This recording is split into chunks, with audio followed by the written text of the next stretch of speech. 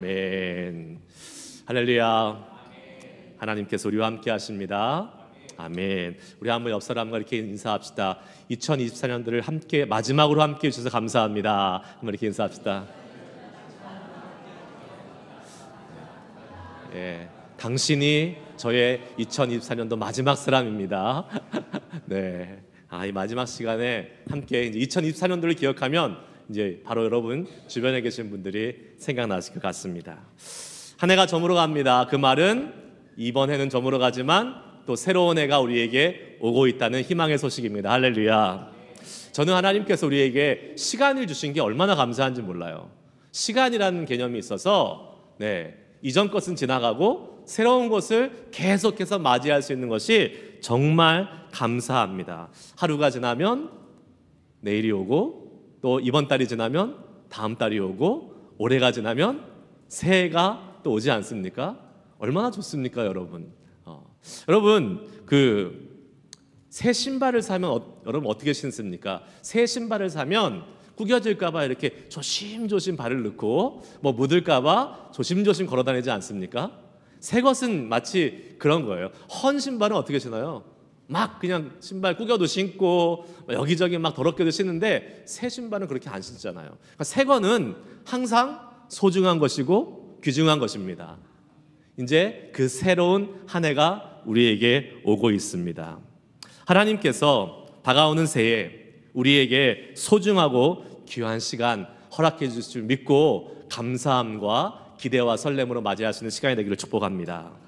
이 새해를 맞으면서 우리에게 필요한 것이 무엇일까라고 생각해 봤을 때에 우리가 다시 한번 이 새해를 넘어가는 이 시점에 하나님과 우리와의 관계를 좀 새롭게 다시 정립하고 나아가면 좋겠다라는 그러한 마음이 들었습니다. 그런 의미에서 우리 오늘 말씀 이 세겜에서 언약을 갱신하는 이 말씀을 한번 가지고 은혜를 한번 나눠보려고 합니다. 여러분 혹시 집에 인터넷 서비스 받는 분들 아마 많이 경험하실 것이 있습니다. 처음에 이렇게 프로모션이 있어서 싸게 이렇게 인터넷을 시작했는데 1년 지나고 나면 값이 이렇게 한참 올라가 있는 걸 보게 됩니다. 그렇죠. 프로모션 끝났다 이거예요. 그럴 때 그대로 있으면 비싼 요금을 계속 내야 됩니다. 그런데 그때 전화를 해서 회사에게 전화해서 새로운 프로그램이 있냐, 기존 커스터머에 대한 새로운 좋은 디스카운트 프로그램이 있냐 물어보면 항상 알려줍니다. 그러면 어떻게 해야 돼요? 계약을 다시 리뉴, 재갱신을 하면 다시 디스카운트된 그 레이스로 요금을 내고 이용할 수 있습니다. 그런데 리뉴하지 않잖아요. 다시 새로운 계약으로 갱신하지 않잖아요. 그러면 어떻게 됩니까? 비싼 요금 내고 그냥 손해보면서 살게 되는 것입니다. 우리 신앙생활에서도요 이러한 부분들이 있습니다. 어떤 부분이요? 우리 하나님과 우리의 관계에서 이 리뉴, 하나님과 우리의 그 언약의 관계를 계속 갱신하지 않으면 우리도 손해보는 경우들이 많이 있고 어려움 겪을 때가 많이 있다는 거예요. 여러분 오늘 읽은 본문 말씀은 이스라엘 백성들이 세겜에 모여가지고 하나님과의 언약을 다시 한번 갱신하는 그러한 장면입니다.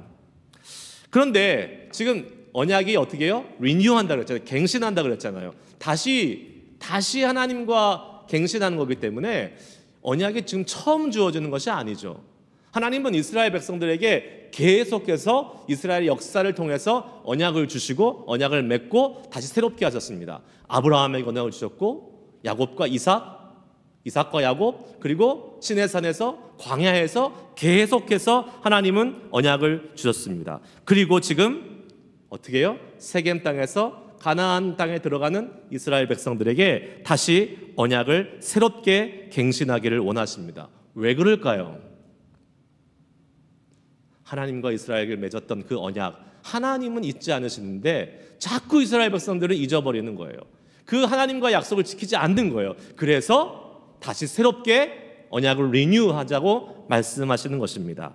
그 언약을 통해서 신실한 하나님의 백성이 되어서 하나님의 복을 누릴 수 있는 사람으로 살아가라라는 하나님의 그러한 마음이 담겨 있는 것이 바로 이 언약의 갱신 리뉴입니다. 저는 믿습니다.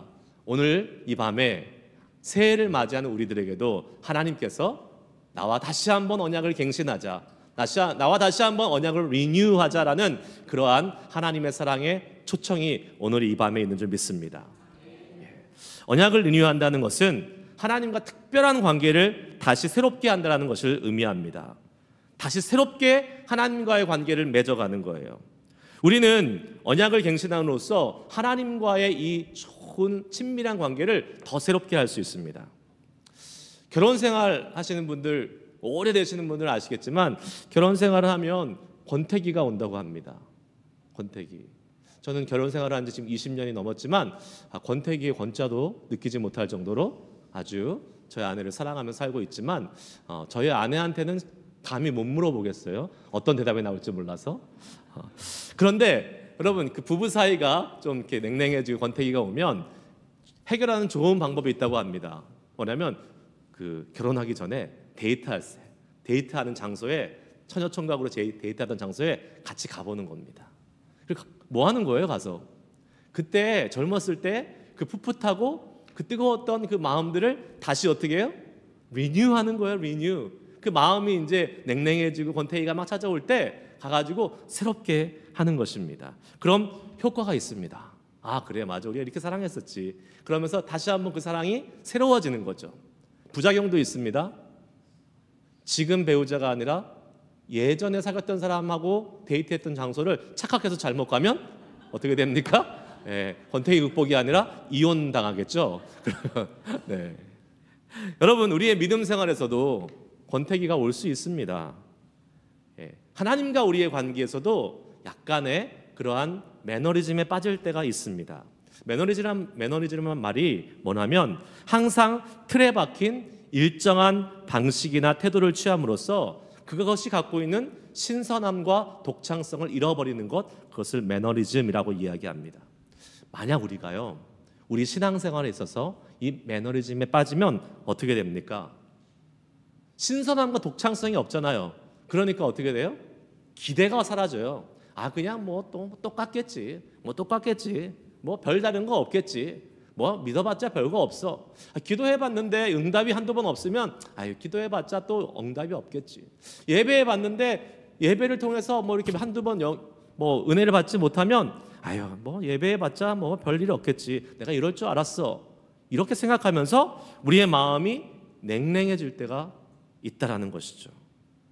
여러분, 근데 그것이 신앙생활의 매너리즘에 빠지면 마음이 냉랭해지고 기대가 없어지는 것뿐만 아니라 어떠한 아주 큰 무서운 결과가 따라오냐면 하나님 외에 다른 것을 찾기 시작한다는 것입니다.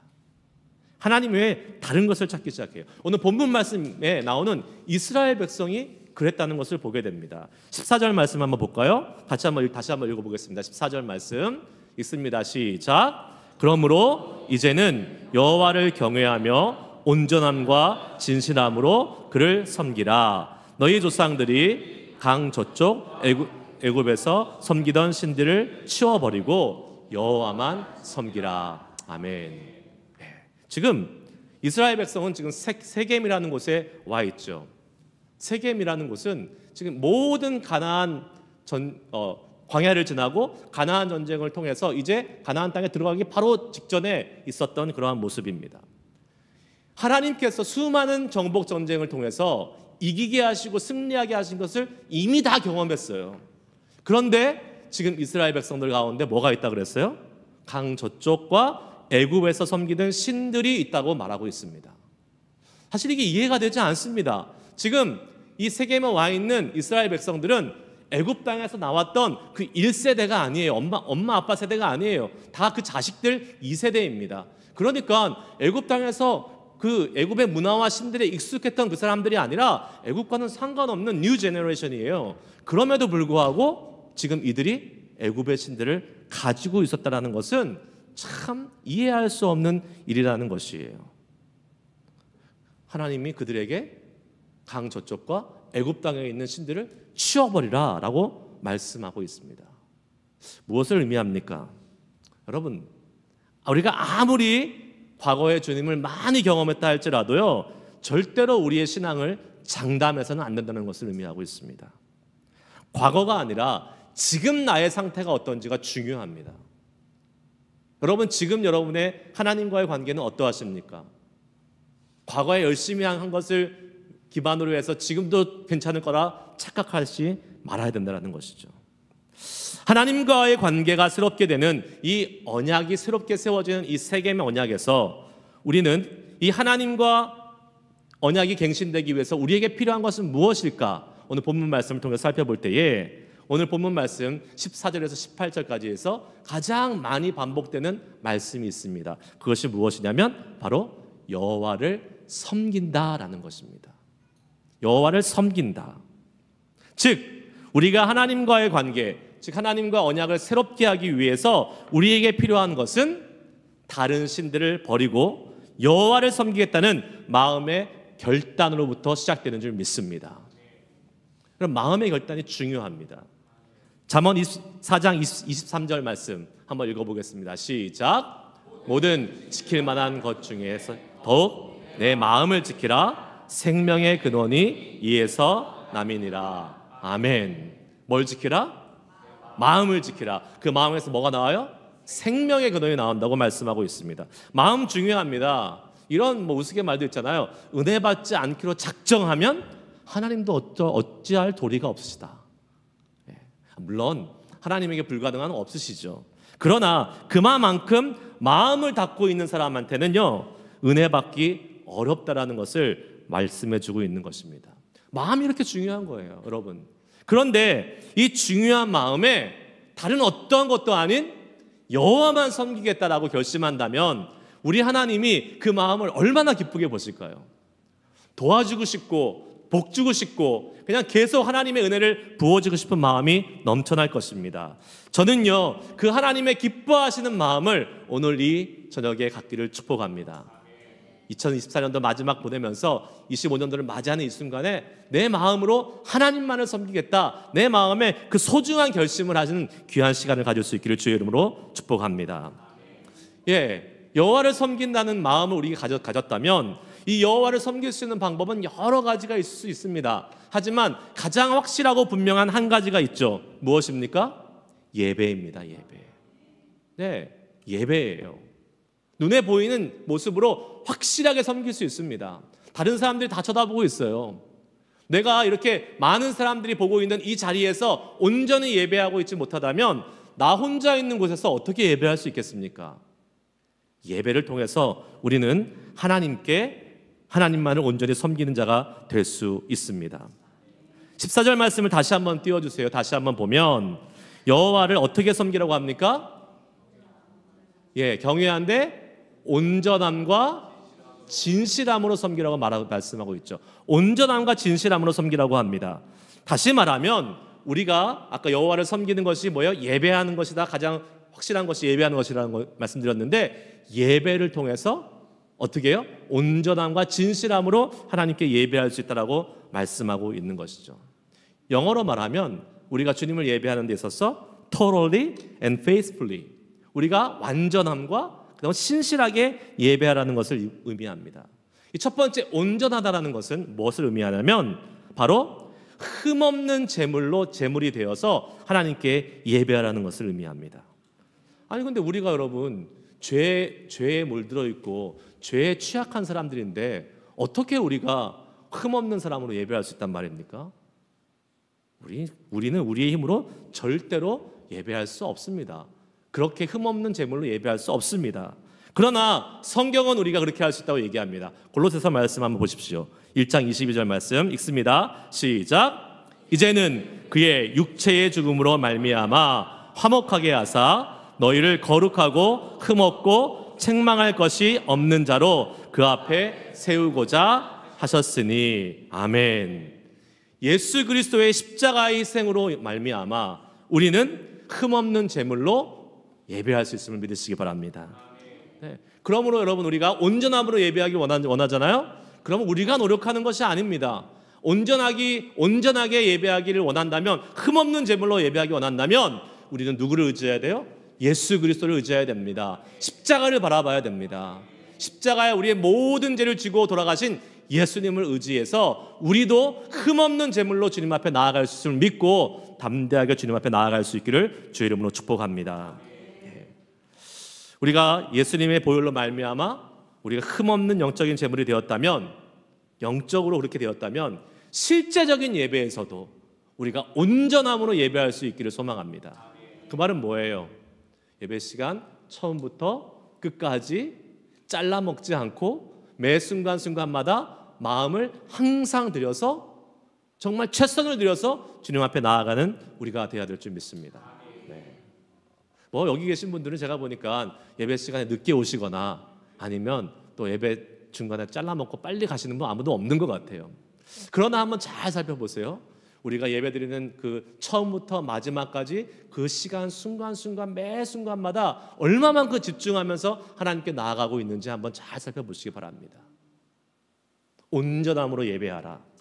한순간도 빠짐없이 말씀 들을 때뿐만 아니라 찬양할 때뿐만 아니라 모든 순서마다 하나님께 드리고자 하는 간절한 마음으로 주님 앞에 나아간다면, 여러분 말씀 들을 때만 은혜가 있는 게 아니에요. 제가 몇 번 말씀드렸잖아요. 광고를 들을 때도 은혜가 있습니다. 교회에 일하시는 하나님을 경험할 수 있어요. 대표 기도하시는 장로님과 집사님들의 기도를 통해서 은혜를 많이 경험할 수 있어요. 그러니까 모든 순서를 소중히 여기고 그 순서마다 온전함으로 예배드릴 수 있는 우리 모두가 되어야 될 줄 믿습니다.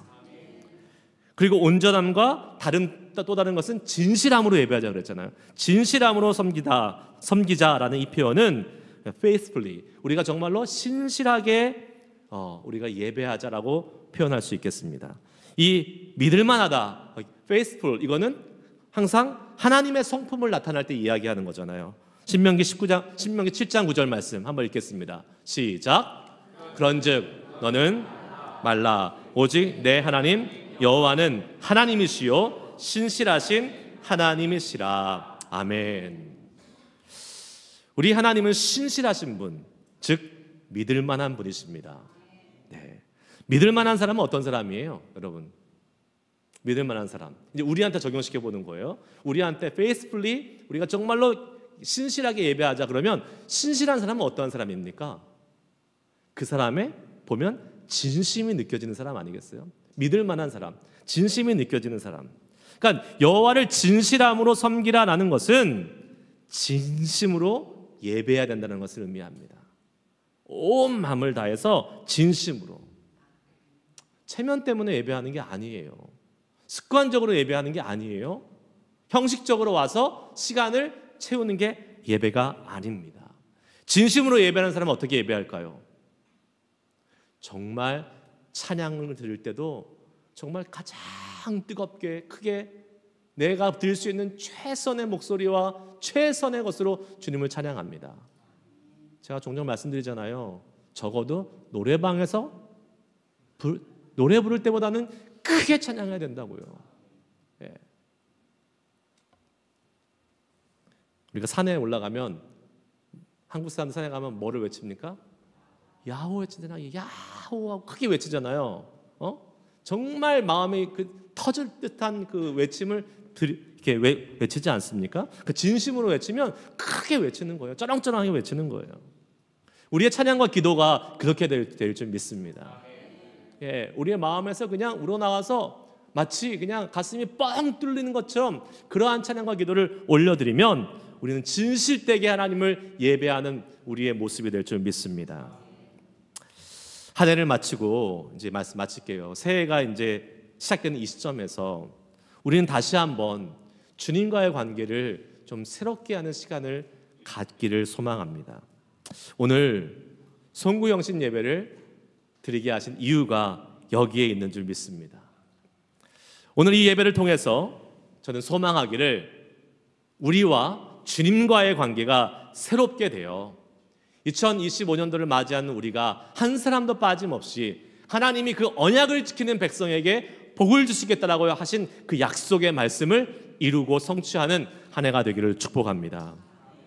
하나님 분명히 우리에게 말씀하셨습니다. 고린도후서 5장 17절 말씀 같이 읽습니다. 시작. 그런즉 누구든지 그리스도 안에 있으면 새로운 피조물이라. 이전 것은 지나갔으니 보라 새 것이 되었도다. 아멘. 여러분 믿으십니까? 네. 이전 것은 지나갔으니 보라 새 것이 되었도다. 하나님이 우리에게 이 시간 다시 한번 우리와의 관계를 새롭게 하기를 원하세요. 2024년도 우리의 모습이 부족하고 우리의 모습이 연약하고 넘어지고 힘들었다 할지라도 하나님은 다시 우리에게 새해를 허락하셔서 다시 시작할 수 있는 은혜를 허락해 주신 줄 믿습니다. 이제 새해가 얼마 남지 않았습니다. 이제 한 9분, 한 8분 정도 이제 남아 있는데, 여러분 이 시간 우리가 조용히 한번 기도하면서 주님 앞에 나아갈 수 있기를 원합니다. 한 해를 돌아보면서 우리를 인도하신 하나님의 은혜에 감사하는 시간 가져주시기를 바랍니다. 또 우리가 아직까지 회개하지 못하고 있었던 우리의 죄악과 연약함들이 있다면 이 마지막 이 시간 그것을 그냥 갖고 새해로 가는 것이 아니라 회개함으로 2024년도에 다 남겨놓고 우리는 새해로 들어가야 될 것입니다.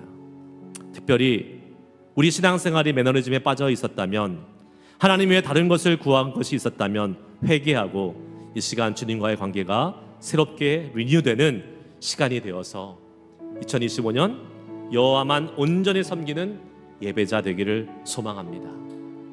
계속 주님과의 관계가 새로워져서 주님의 은혜가 넘쳐나서 주님이 허락하신 그 복을 누려가는 2025년 한 해가 될 수 있기를 간절히 소망하며 기도하기 원합니다.